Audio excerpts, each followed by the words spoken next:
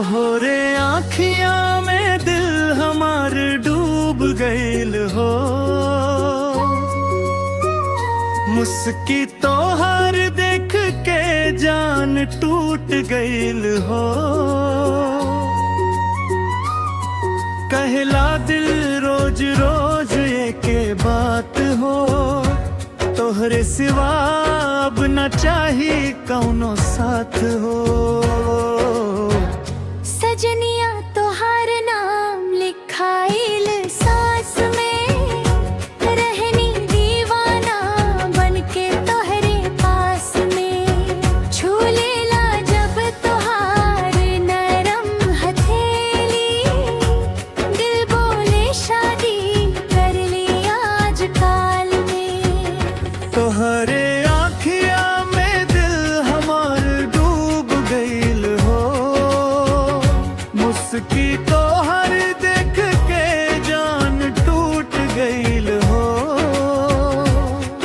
अंकड़ार पे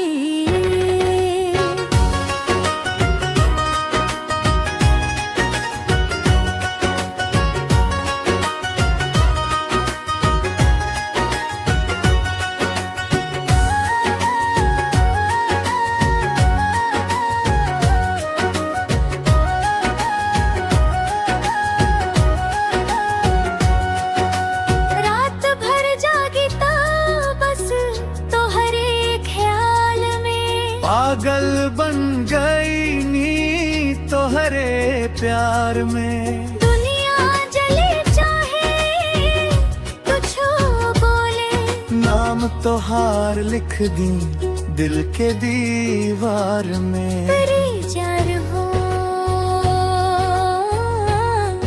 नान हो।